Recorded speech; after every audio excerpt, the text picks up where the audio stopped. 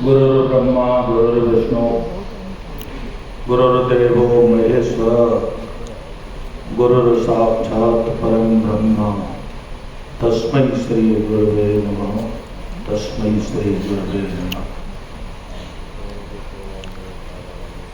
राजयोगिनी सुदेश दीदी जी, राजयोगिनी आशा दीदी, उषा दीदी, हमारे देश के दूर दूर से आए हुए पूज्य महामंडलेश्वर वृंद, महंत वृंद, संत वृंद और श्वेत वृंद में, श्वेत वस्त्र में दर्शन दे रहे देवता देवी स्वरूप भाई और बहनों, कल से हम लोग बड़ी गंभीर चर्चाएं कर रहे हैं। आज हमने सनातन की रक्षा की बात करी है।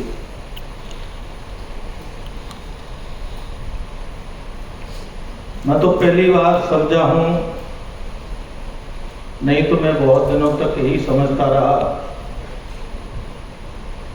कि ओम शांति या प्रजापति ब्रह्म कुमारी विश्वविद्यालय सनातन परंपरा से अलग होगा। लेकिन मैं बहुत बहुत आप सबका साधुवाद, धन्यवाद व्यक्त कर रहा हूं और साथ में विशेष रूप से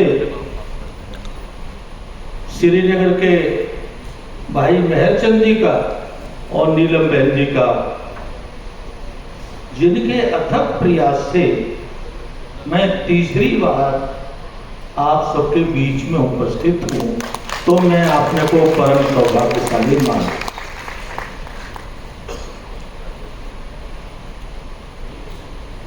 वास्तव में जहां सनातन की चर्चा हो, आध्यात्म की चर्चा हो, वहां एक क्षण भी रहना अपना परम सौभाग्य। कल भी शायद मैं नहीं आ पाता, लेकिन अगर नीलम दीदी और मेहरचंद जी का बार बार फोन न गया होता, क्योंकि उस वास्ते उम्र के हिसाब से उतना साथ नहीं देता। भले ही मैं इसके साथ पूरी जबरदस्ती करता हूं, मैं भी इसका पूरा जैसे नींबू को निचोड़ते तो मैं निचोड़ चुनने का प्रयास करता हूं, लेकिन सामर्थ्य जो है हर एक की अपनी अलग अलग होती है। एक बात मैं आप सबसे कहूंगा, नम्र निवेदन करूंगा।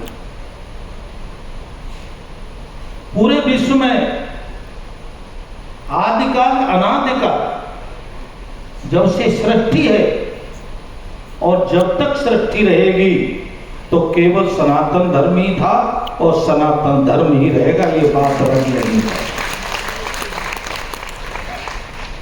ये मैं बात आपको प्रवचन से नहीं कह रहा, पुस्तकों के सिद्धांत की बातें आपको बहुत लोगों ने बताई हैं, लेकिन मुझे एकांत में कई बार रहने का अवसर प्राप्त हुआ है। कभी 2 साल, कभी 5 साल, कभी 14 साल। अधिकतम मैं 14 साल एकांत में रहा हूं। उससे पहले मैं सोचता था कि सनातन धर्म समाप्त हो जाए। सनातन धर्म की रक्षा करना बहुत आवश्यक है, यहां भी चर्चा हो रही है। लेकिन मैं आपको बता दूं, सनातन धर्म कभी नष्ट नहीं हो सकता। इसे कोई दुनिया की ताकत है जो नष्ट नहीं कर सकती। जिन्होंने इसको नष्ट करने का प्रयास किया वह धरती से समाप्त हो गए, सदा सर्वदा के लिए समाप्त हो गए। इतिहास बताता है। पहली बात तो अपने मन में ये आनी चाहिए, क्योंकि आप स्वयं भी कई बार चर्चा कर चुके, मैं कल से सुनना हूं, जिसकी तारीख होती है, जिसका जन्मदिन होता है, उसका मरण दिन होता है। जिस सनातन धर्म की तारीख ही तय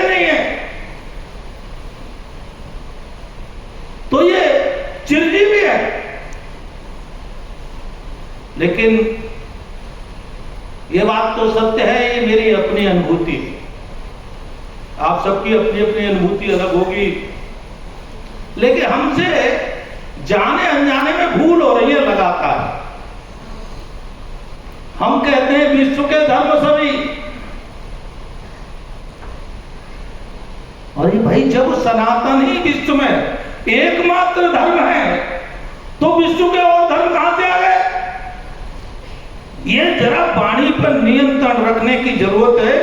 ये बुद्धिजीवी वर्ग यहां बैठा हुआ, क्योंकि ये जो शब्द है ना, ये ब्रह्मा है और ये शब्द इस ब्रह्मांड में रहते हैं,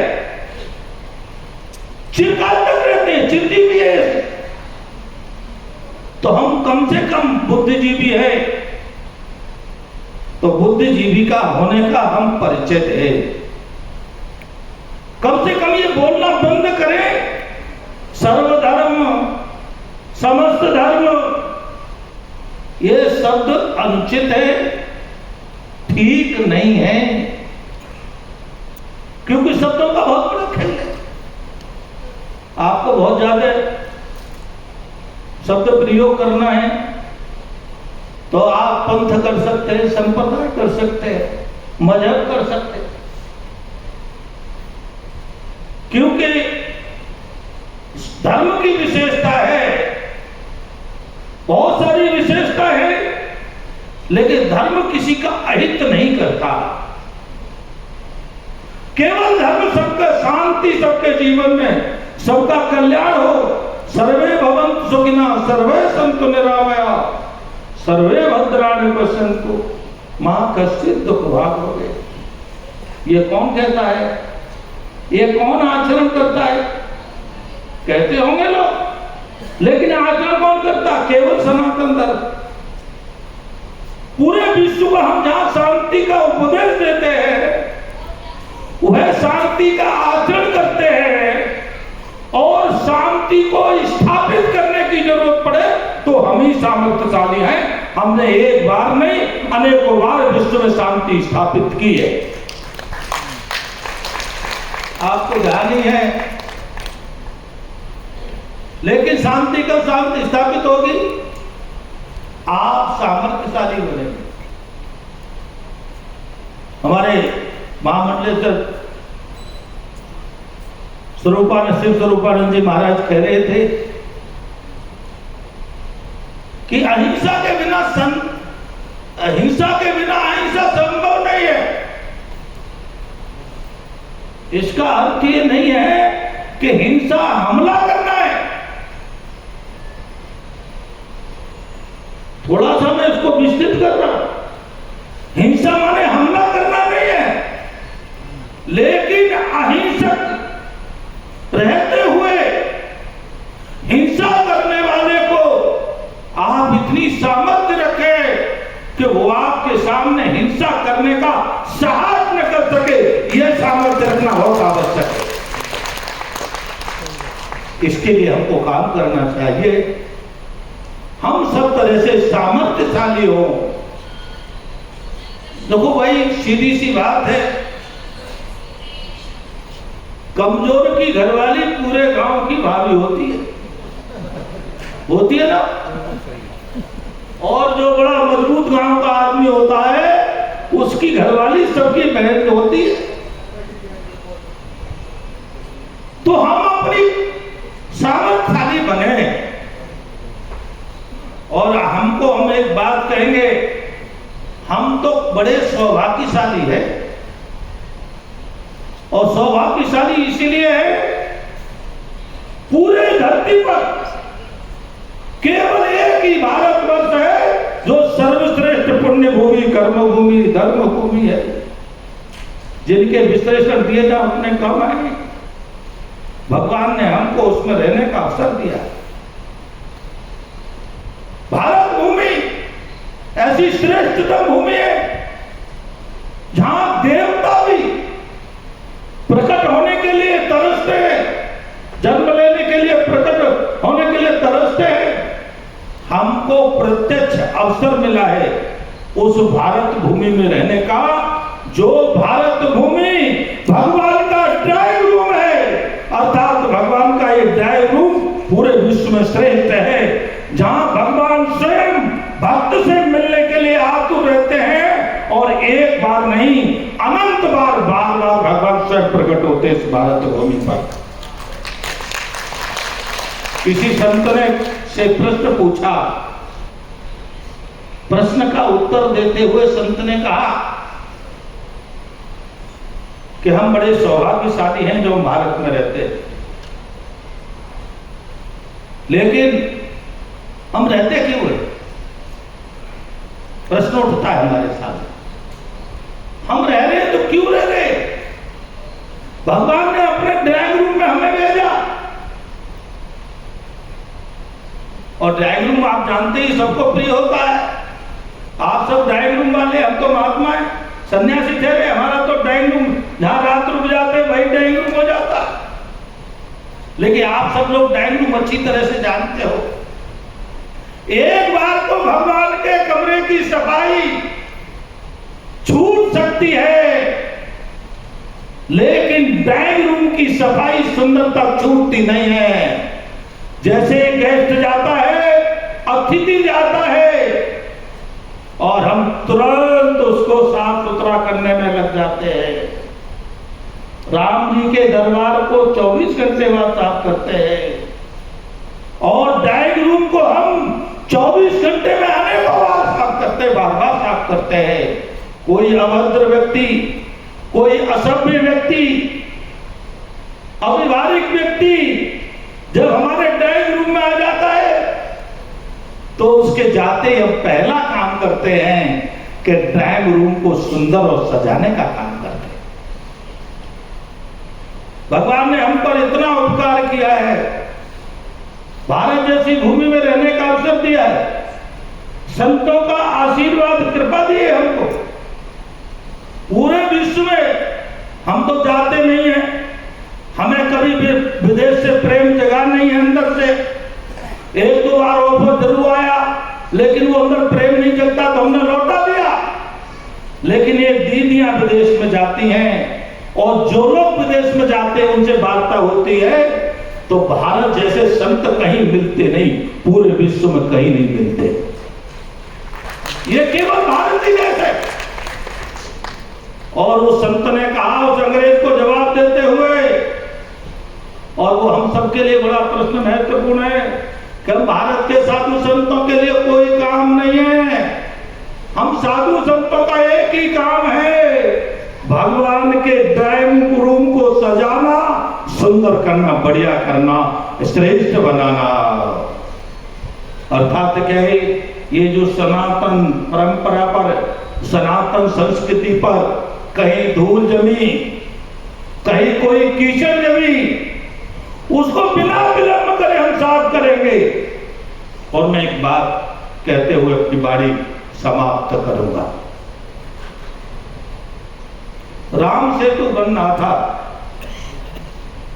नल नील अंदर बहुत सारे लोग उस काम में लगे हुए थे। एक उसमें बहुत छोटा सा जीव समुद्र में डुबकी लगाता है, फिर आकर के पुल के पास आ जाता है। ये बार बार होता है, कभी रेत में जाता है, कभी समुद्र में जाता है। राम जी ने देखा ये जीव, इतने लोग, हजारों लोग वहां काम कर रहे थे, लेकिन राम जी की उस छोटे जीव गिलहरी पर निगाह जाती है, क्योंकि उसके भाव की जो तन्मयता थी, उस तन्मयता को, भाव को भगवान ने देखा। भगवान भाव देखते हैं।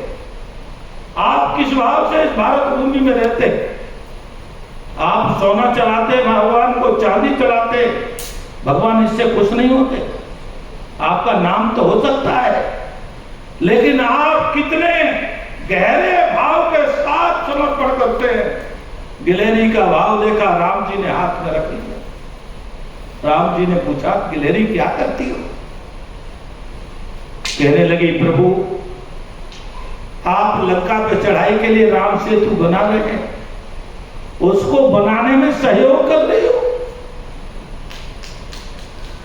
कहने लगे, गिलहरी तुम रेत थोड़ा लाती हो, समुद्र में इससे क्या समुद्र बनेगा? बड़ा ध्यान से सुनने की बात है ये। गिलहरी ने कहा कि प्रभु मैं जानती हूं कि मेरे ऐसा प्रयास करने से समुद्र नहीं बनेगा, समुद्र का पुल नहीं बनेगा। और ये भी मैं अच्छी तरह जानती हूं, ये पुल तो उस दिन बन गया था जिस समय आपने संकल्प लिया, अर्थात आपके ही प्रयास से, आपके संकल्प से पुल बनेगा। लेकिन मैं इसलिए काम कर रही हूं कि मेरे कोई ऐसे कर्म रहे और कोई ऐसे पुण्य भी थे, कर्म कुछ ऐसे थे जिसके कारण से मुझे अधम शरीर मिला। मेरे कुछ ऐसे पाप कर्म थे, कुछ अच्छे कर्म भी रहे जिसके के कारण से मुझे भारत भूमि पर जन्म मिला। और प्रभु आपके दर्शन करने का गिलहरी रूप में भी मुझे सौभाग्य प्राप्त हुआ, ऐसा मैं सौभाग्य छोड़ नहीं सकती। तो मैं ऐसा सौभाग्य नहीं छोड़ सकती कि मेरे इतिहास में मुझे कृतज्ञ लिखा जाए। भगवान आपने मुझ पर प्रभु इतनी कृपा की, आपने अपने स्थान पर रहने का अवसर दिया। मैं तो एक ही निवेदन करता हूं कि हम केवल इस भाव से काम करेंगे, प्रभु हम आपकी लिस्ट में कृतज्ञ न लिखे जाए, हम कम से कम कृतज्ञ के रूप में लिखे जाएं। ऐसी भावना के साथ हम काम करेंगे तो निश्चित रूप से हम आज आपको बता देते हैं कि भारत विश्व गुरु बनेगा, कोई रोक नहीं सकता। हम गिलहरी की भूमिका में आ जाए, बस केवल ज्यादा की जरूरत नहीं है, हम सब गिलहरी बन जाए। और ये काम तो भगवान का है, होना है। एक बार नहीं अनंत बार इस पर हमला हुआ है, करने का प्रयास किया है, लेकिन खत्म नहीं कर सकते, न खत्म होने वाला है। हम गिलहरी बनकर के भगवान के प्रति कृतज्ञता का भाव प्रकट करें कि प्रभु आपने हमको अवसर दिया है, वह अवसर हम जाने नहीं देंगे। हम उस अवसर में अधिक से अधिक जितनी भी हमारी सामर्थ्य है, हम पूरी सामर्थ्य लगा देंगे। इस भाव के साथ हम लोग करेंगे तो हम लोग वास्तव में ब्रह्म कुमारी दीदियों का और ब्रह्मकुमारी भाइयों का बहुत बहुत हृदय से आभार प्रकट करते हैं कि आप ऐसे पुण्य कार्य में तन मन धन से, और तो आज तक मुझे सुनकर के हुआ 40,000 महीने घर बार छोड़कर आज जहां भौतिक जगत में हम धन और प्रतिष्ठा के लिए दौड़ते हैं, वहां ईश्वरीय विश्वविद्यालय में 40,000 बहनें पूरे समर्पण के साथ आज इस देश की, धर्म की, समाज की सेवा करने के लिए जहां उद्यत हों, तो इस देश पर कुछ नहीं होने से वाला, इसका कुछ नहीं बिगड़ने वाला, कोई कुछ नहीं कर सकता, ऐसा मेरा विश्वास है। तो मैं पुनः सबका बहुत बहुत हृदय से साधुवाद व्यक्त करते हुए, धन्यवाद व्यक्त करते हुए, और वही जिनको आशीर्वाद की जरूरत हो तो उनको आशीर्वाद देते हुए भगवान आपको बहुत शक्ति दे, सामर्थ्य दे, आपके जीवन में तेजस्विता बनी रहे और भारत विश्व गुरु प्रतिष्ठापित हो, तो फिर आपकी भूमिका अग्रणी रहे, ऐसी मेरा आशीर्वाद देते हुए मैं अपने वाणी को विराम देता हूं। ओम शांति शांति शांति। बहुत बहुत धन्यवाद।